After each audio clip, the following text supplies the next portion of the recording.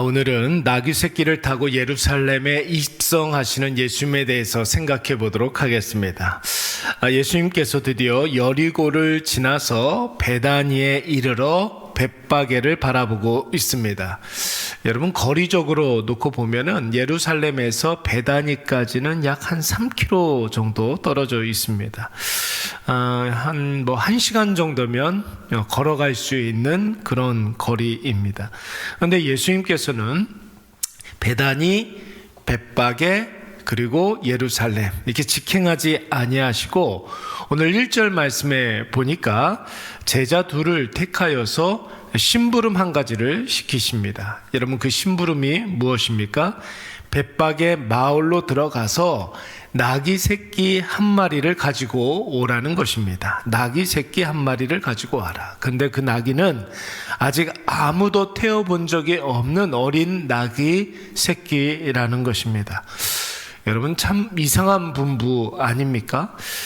지금까지도 북부 갈릴리에서 예루살렘 코앞까지 줄곧 잘 이렇게 걸어서 오셨는데 굳이 탈 것을 이용해서 예루살렘에 입성할 이유가 하나도 없어 보입니다. 더군다나 예수님이 굳이 뭔가를 타고 예루살렘에 들어가실 것 같으면은 다른 사람들처럼 여러분 나귀가 아니라 뭘 타고 들어가야 되겠습니까? 말을 타고 좀 이렇게 멋있게 들어가면은 좀 좋을 것 같은데 예수님께서 굳이 나귀를, 그것도 새끼 나귀를 타고 들어가신다고 하니까 제자들이 좀 약간 어이가 없었을 것입니다.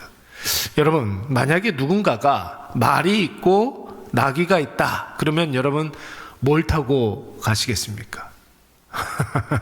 근사하게 이게 좀 말을 타고 또 들어가 이렇게 좀 한번 그래 봐야 되는 거 아니겠습니까? 제주도 이렇게 가면은 말 타는 그런 체험하는 게 이렇게 있는데 실컷 막 이렇게 내가 그렇게 하는 게 아니라 마부가 이렇게 끌고서 이렇게 가지 않습니까?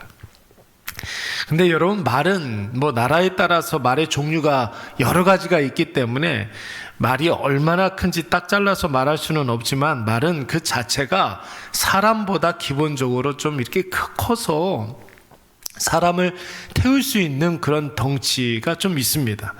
그래서 사람이 말에 딱 이렇게 올라타게 되면은 그래도 좀 위풍당당해 보이죠. 말 위에서 이렇게 좀 밑을 바라보면은 어느 정도 없던 자신감도 생기고 뭔가가 좀 된 것 같은 그런 느낌이 좀 들게 됩니다. 근데 여러분, 나귀는 어떻습니까? 나귀는 어느 나라나 종류가 그렇게 많지도 않고 거의 다 똑같이 생겼습니다. 여러분, 나귀는 사람을 태우는 용도가 아니죠. 뭐 하는 용도입니까? 짐을 이렇게 싣는 그런 용도입니다. 말이 근사한 세단, 이렇게 자가용이라고 한다면 나귀는 좀 어떻게 이야기를 해요? 경차?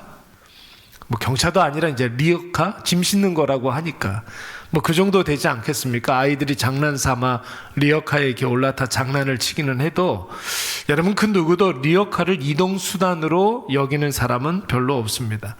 그래서 예수님 당시에도 누구도 나귀에 올라탈 생각을 거의 모든 사람들이 하지 않았던 그런 시대였어요. 더군다나 나귀의 새끼라고 한다면 그 위에 누군가가 올라탔다 생각만 해도 여러분, 참으로 우스꽝스러운 그런 모습이 아닐까 그런 생각이 듭니다.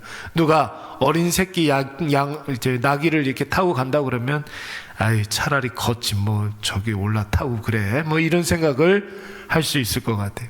그런데 여러분, 오늘 예수님은 굳이 나귀 새끼를 택하셨습니다. 물론 예수님께서 나귀를 타고 예루살렘에 입성하실 것을 기원전 한 6세기 경에 선지자 스가랴에 의해서 이미 예언된 내용입니다. 예수님께서는 아마 스가랴 선지자를 통해서 예언된 그 구원자의 모습을 성취하기 위해서 이 나귀 새끼를 타고 들어가시려고 했었던 것 같습니다.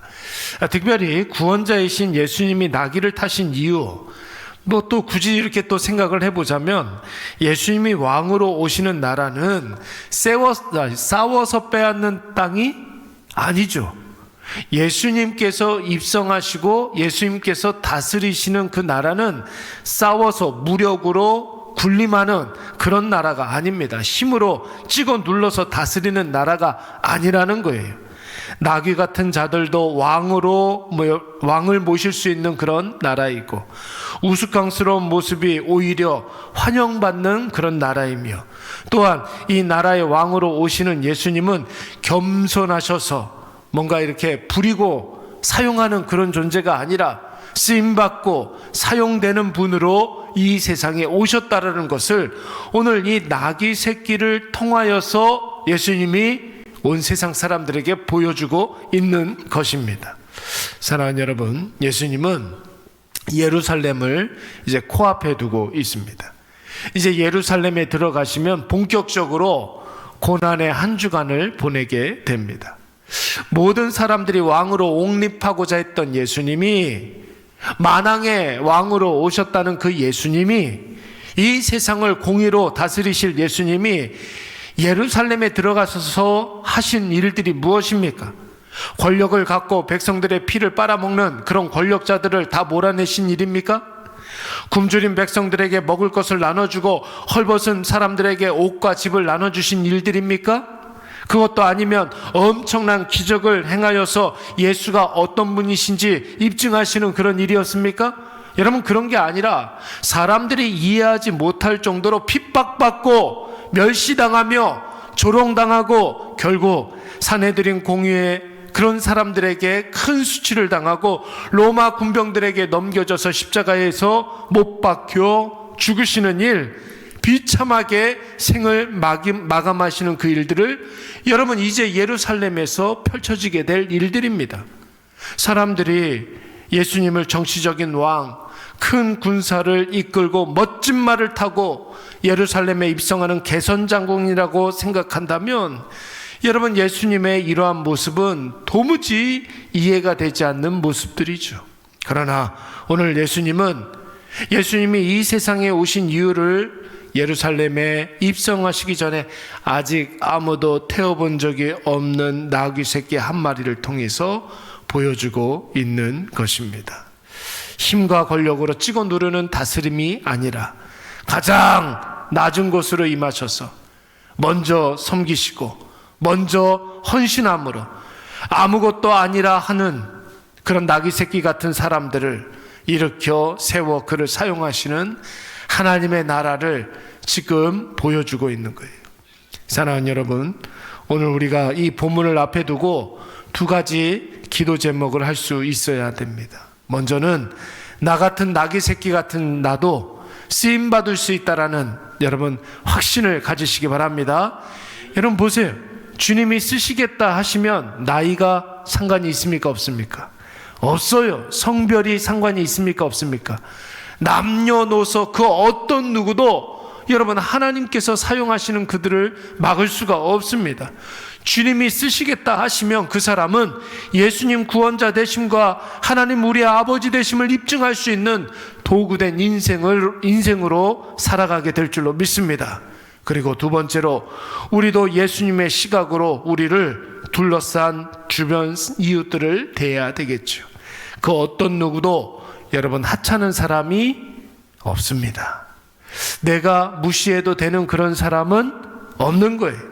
이 세상에는 낙이라고 규정해 놓고 무시해도 되는 그런 사람 여러분 이 세상 어디에도 없는 거예요.